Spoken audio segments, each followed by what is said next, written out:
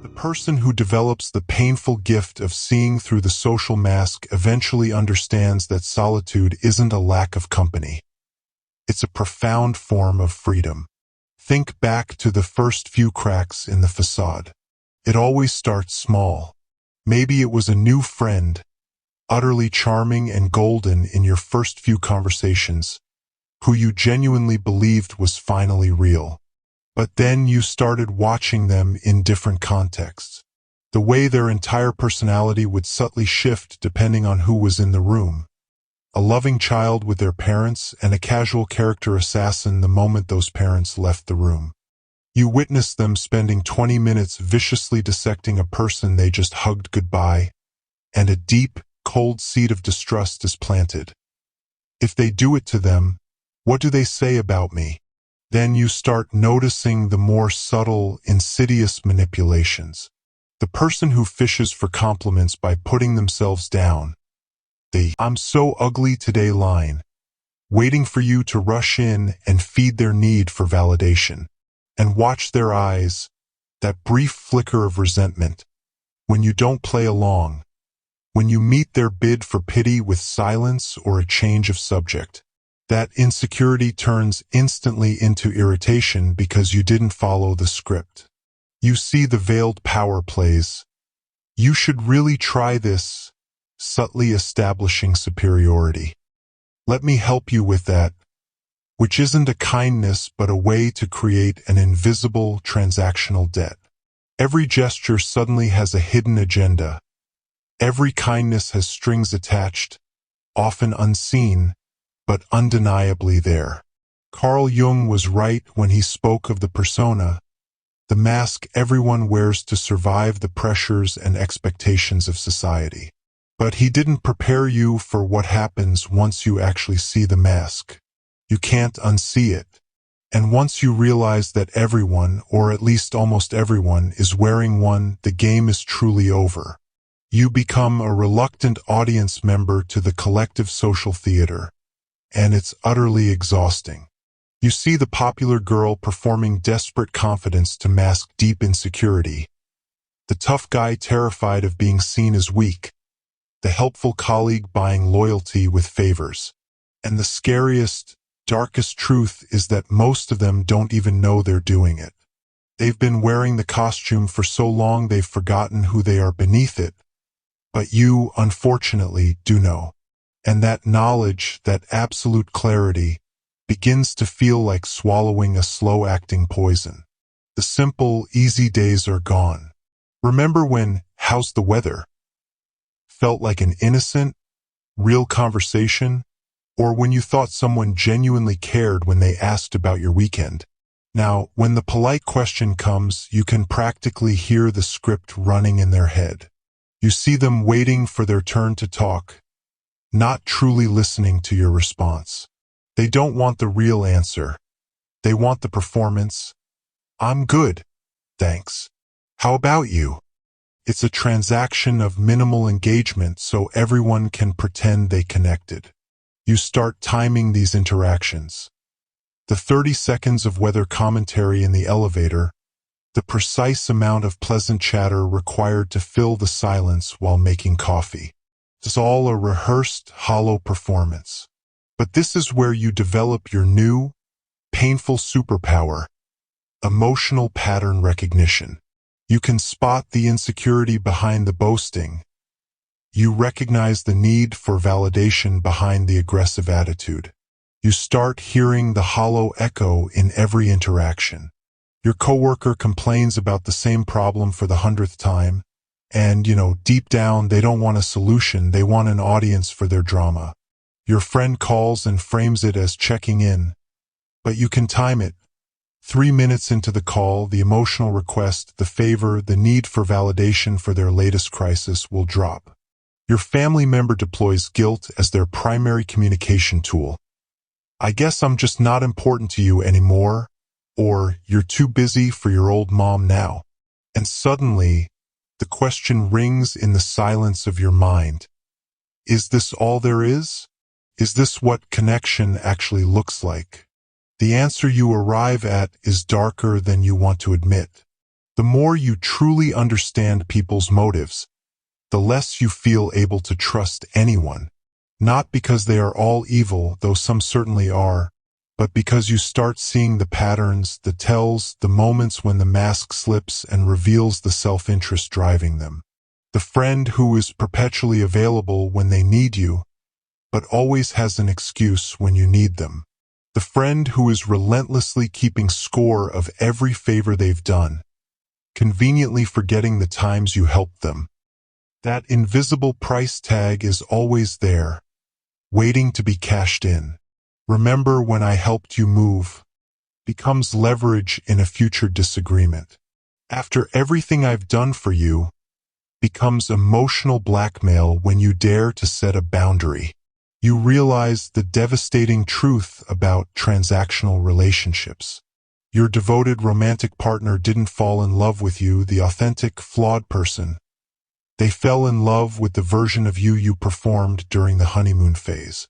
The moment you stop playing the role they've assigned, when you have a bad day, express a different opinion, or prioritize your own needs, watch how fast that so-called unconditional love evaporates.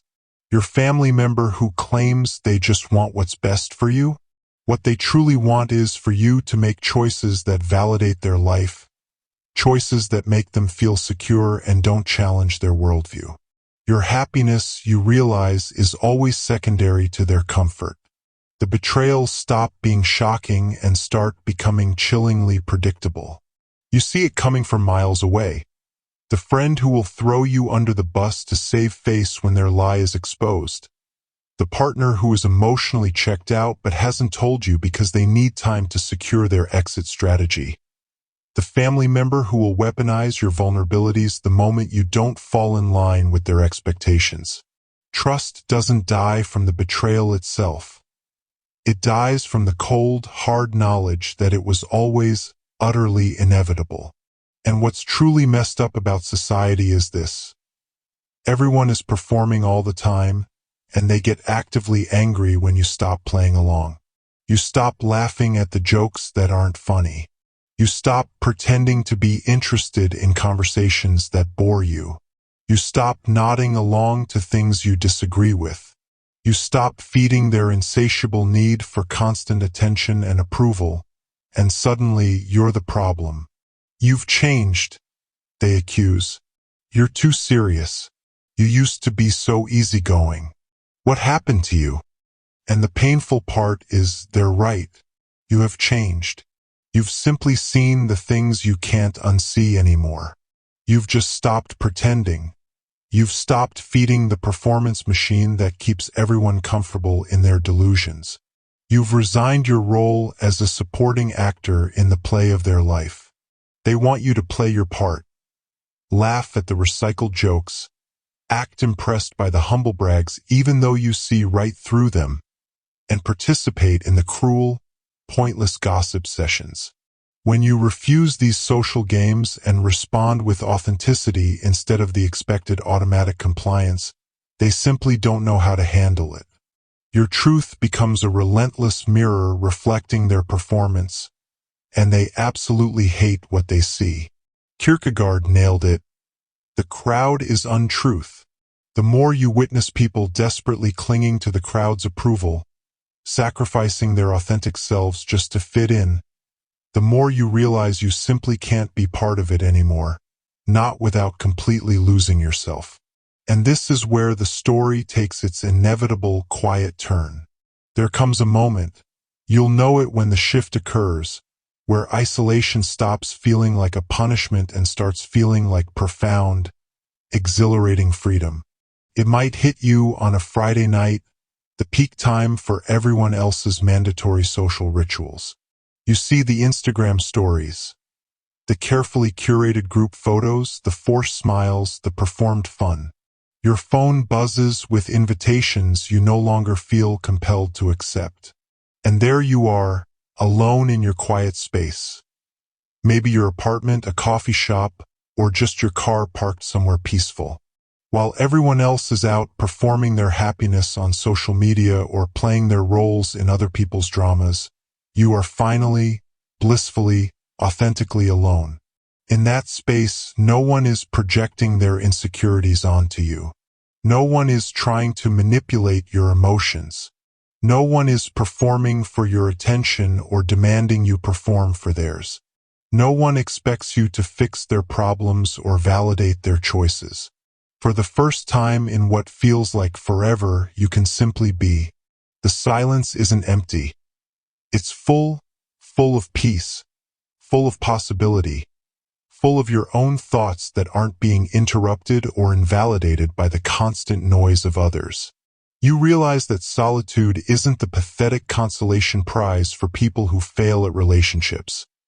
It's the jackpot for those who have figured out that most relationships aren't remotely worth the precious, finite emotional energy they drain.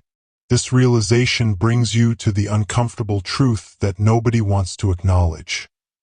Most people are emotional energy vampires.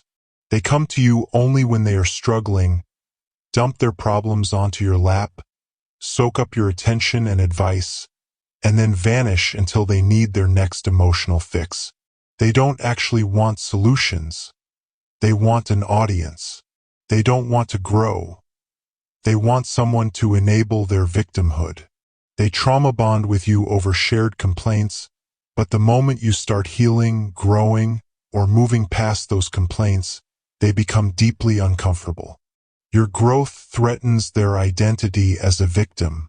Your solutions challenge their need to stay stuck. They want you available for their drama, but strangely absent during their success. When good things happen to them, they're too busy to call, but when a crisis strikes, your phone rings at midnight. They demand your support without a shred of reciprocation. You listen to their relationship problems for hours, but when you need to talk about yours, they are suddenly busy, distracted, or full of judgmental, surface-level advice. They expect your absolute authenticity while offering you only a carefully edited, filtered performance of their truth. Once you see this pattern, you begin to guard your energy like the treasure it is. You stop being everyone's unpaid therapist. You stop sacrificing your own well-being. Stop lighting yourself on fire to keep others warm.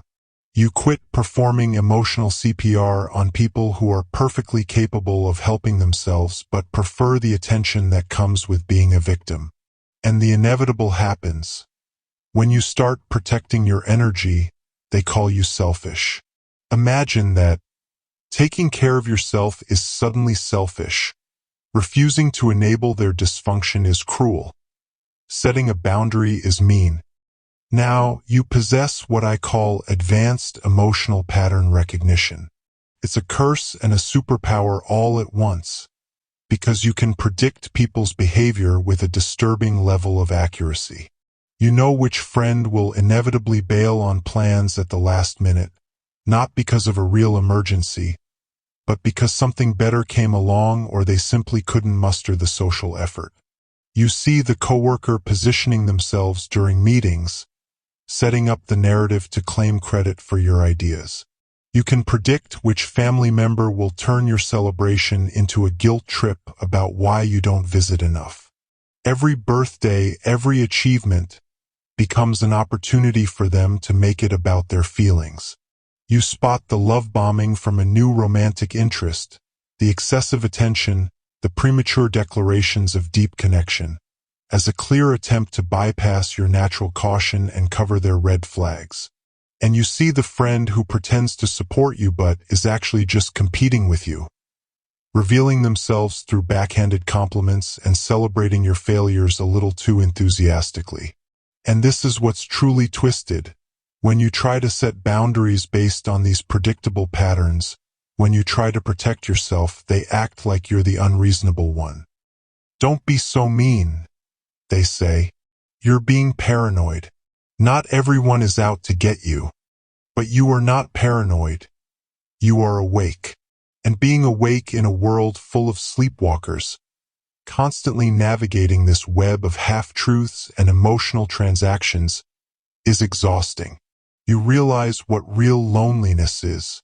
It's not the physical state of being alone. It's being utterly surrounded by people who cannot handle your authenticity.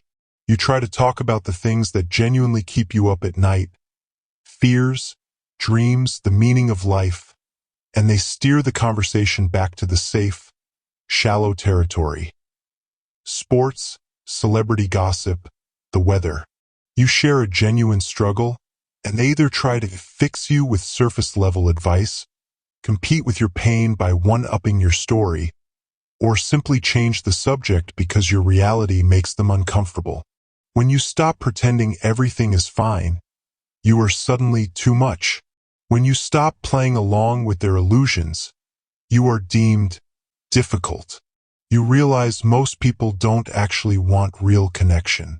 They want comfortable familiarity. They want relationships that confirm their existing beliefs and make them feel good about themselves without requiring any difficult growth or painful self-examination. Real intimacy, the kind where you can be fully yourself without any performance, feels rarer than unicorns. Look at social media, and the disconnect is staggering. You scroll through highlight reels and carefully crafted personas, and you know the truth behind the filters. You know the friend posting about their blessed existence, while admitting to you they are barely holding it together. You see the intense need for validation disguised as confidence. And the worst part is they get so caught up in maintaining the image that the persona becomes more real to them than their authentic self. Once you understand the common manipulation tactics, the guilt trips disguised as concern, the gaslighting disguised as caring, the emotional blackmail disguised as love, you see them operating everywhere. You see how people use tears to avoid accountability, anger to shut down conversations, and helplessness to get others to carry their responsibilities. And once you see the strings, once you know the pattern, you simply cannot participate anymore. Not without feeling like you are fundamentally betraying yourself. People will sacrifice their entire authentic selves to fit in, and then they wonder why they feel empty. They'll hide their real interests, change their opinions based on who they're talking to, and agree with things they don't believe to avoid conflict or risk being seen as difficult. They hollow themselves out to become whatever others want them to be. And watching them choose conformity over authenticity, approval over integrity, comfort over growth, is heartbreaking. So you step back. You stop trying to fix people who don't want to be fixed. You stop exhausting yourself trying to connect with people who can only relate to your mask. Society tells you that being alone means you're broken, unlovable, and failing at life. They paint solitude as a punishment to be feared. But that's a joke. Worse than loneliness is being surrounded by people who don't see you, don't hear you, and don't want to. Worse is being in a relationship where you have to pretend to be someone else just to keep the peace. The real isolation is being around people who diminish your spirit and treat you like a supporting character in their life story. When you are alone by choice, protecting your energy and living authentically, that is not loneliness. That is self-respect and self-preservation. This journey leads to a powerful realization. One authentic relationship is worth more than 100 shallow ones. One person who sees you, truly sees you, is more valuable than an entire social circle that only knows your performance. You stop trying to be everything to everyone and start being yourself to the rare few who can handle it. You quit the popularity contest and start playing the authenticity game. Solitude becomes your fortress, not your prison. In that quiet, sacred space, you think your own thoughts, feel your own feelings, and work on becoming the person you want to be, instead of the person others need you to be. The most liberating moment is when you develop the ability to say no without explanation, justification, or apology. You stop over-explaining your boundaries, stop feeling guilty for protecting your energy, and stop justifying your choices to people who wouldn't understand them anyway. And the people who can't handle your boundaries, Their reaction tells you everything you need to know about their respect for your autonomy, and they reveal themselves as the people you don't need in your life. They don't tell you about isolating yourself after truly knowing people, but here's the final truth. It is not about hating humanity. It's about loving yourself enough to stop betraying who you are for relationships that were never real in the first place. You don't isolate because you're broken. You isolate because you are finally whole enough to recognize what true connection looks like and brave enough to wait for it. The tragedy of knowing people deeply is realizing how shallow most connections are. But the triumph of choosing isolation is this: you no longer live for their illusions. You live for your truth, and that truth is worth more than all the fake friendships, performative relationships, and energy-draining connections combined. So, to everyone who has felt the guilt of wanting space, of preferring your own company, of being called unsocial, understand this: you are awake. And being awake in a sleeping world is not a curse. It is a gift. The gift of seeing clearly, the gift of choosing authentically, the gift of protecting your energy, the gift of waiting for real connection instead of settling for counterfeit intimacy. Use it wisely. Stay authentic, even if it means staying awake alone in a world everyone else is sleeping. You are not lonely. You are free.